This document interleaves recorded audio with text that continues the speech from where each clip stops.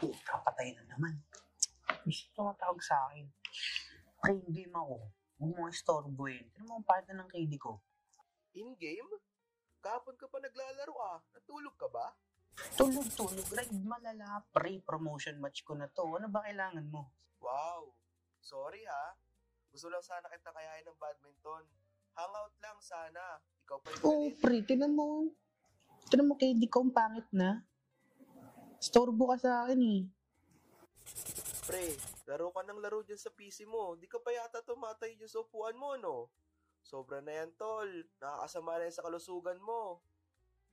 Nakakasama. Pre, ngayong weekend lang to. Di naman araw-araw.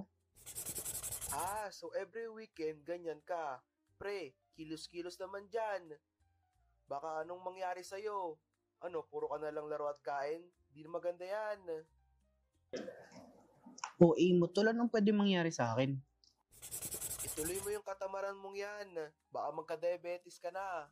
Diabetes? Anong unik? Sige, kakain ka ng marami. Iinom ka ng juice at soda. Tapos, di mo ikukulos yung kinain mo.